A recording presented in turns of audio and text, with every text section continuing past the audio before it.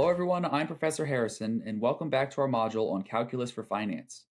Today we're going to be covering the second derivative test and the difference between local and global extrema.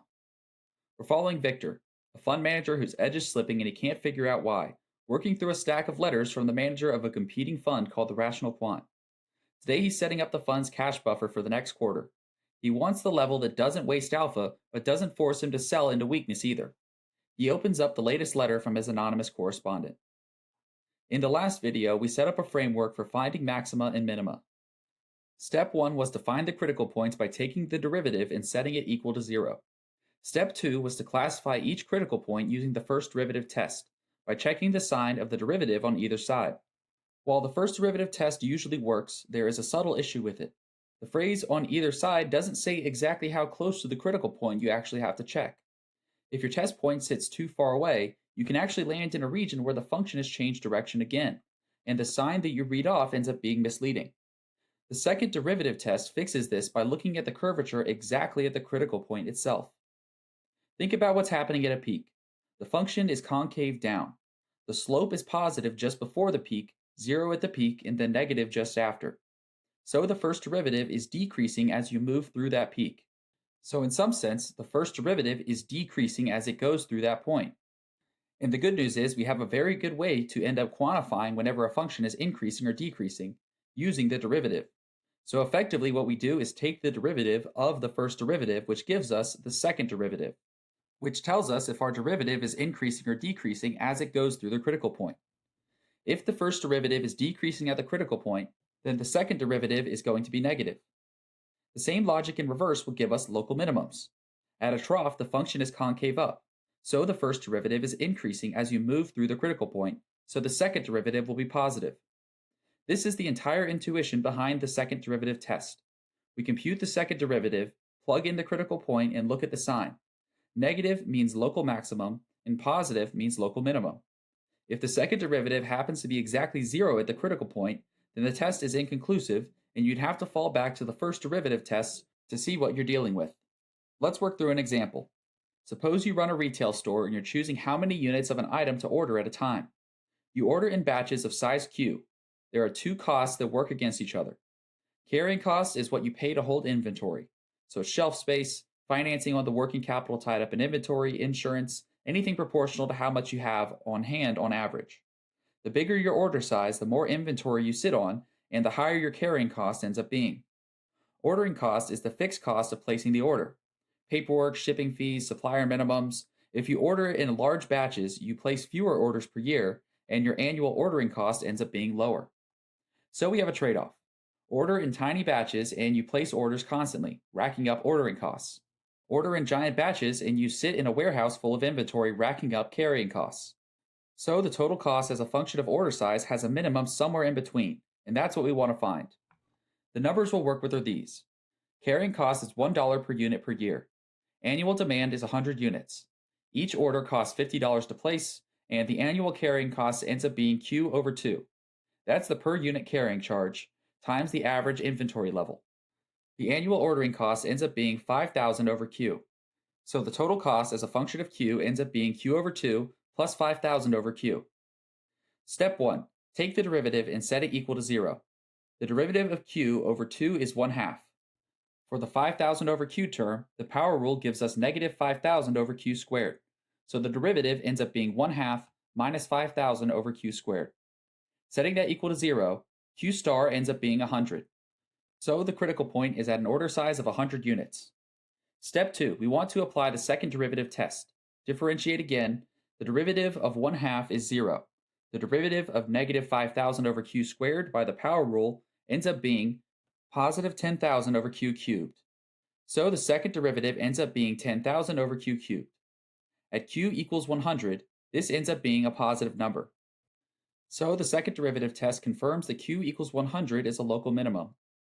Plugging back into the cost function, the optimal total annual cost ends up being $100. Of that, 50 will come from the carrying price, and 50 will come from the ordering price. Now here's the question worth asking. We know that at Q equals 100, we found a minimum. However, we don't know that this is the minimum of the entire function. It's only a minimum, in some sense, locally. It's entirely possible for the function to have a separate minimum that's even lower than what we would get at q equals 100. This could happen if the function basically curves back up, then curves back down to an even lower point, and then curves back up again. So how do we know if we're sitting at a local minimum or if this is truly the global minimum over the entire function? To answer that, we can look at the second derivative again. We said that it's 10,000 over q cubed. For any positive value q, that expression is going to be positive. So the function is going to curve up everywhere across its domain. There are no other local minimums hiding out at different values of q, and there is nowhere that the domain could have the function dip below the value at q equals 100. So we know that the local minimum we found is also the global minimum. That's the general rule. When the second derivative has a constant sign across the entire domain, any local extremum is also the global one. There's nowhere else the function could go. When the second derivative changes sign across the domain, you can have multiple local extrema, however, and the global one is whichever has the highest or lowest function value. In that case, you can compare the function values at every single critical point and at the boundary of the domain if there is a boundary.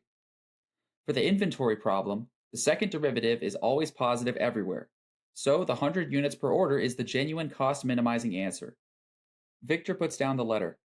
The fund needs to set its cash buffer for the next quarter. The cash buffer is the running level of cash held in a money market account, available to meet redemptions, margin calls, and any other immediate liquidity demand for the fund. Hold too little, and the fund gets caught short and has to sell positions at a bad price to raise cash. Hold too much, and a big chunk of capital is sitting at money market yields rather than being deployed at strategies that can generate strong alpha. He wants the buffer level that minimizes the total cost. In our notation, that means he's looking for where dTC over dC equals 0, where TC is the total cost and C is the cash buffer. He'll then use the second derivative test to confirm if it's a true minimum, because the total cost as a function of C ends up being a polynomial-like expression in C. The total cost on the buffer ends up being alpha times C plus beta over C, and C is the cash buffer in millions of dollars, and alpha is the per dollar foregone return from not investing the money. So this means that capital sitting in cash earns less than it would if it were deployed in the fund strategies, and Victor estimates that drag at about 0.05 per dollar held. Beta over C is the expected forced selling penalty. It gets bigger when the buffer is small because the fund hits cash shortfalls more often.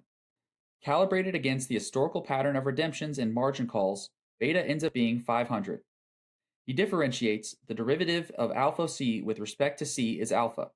The derivative of beta over C is negative beta over C squared. So the derivative with respect to C ends up being alpha minus beta over C squared. Setting that equal to 0 and solving, C star ends up being the square root of beta over alpha. Plugging in the numbers, the optimal cash buffer ends up being $100 million. Then Victor runs the second derivative test.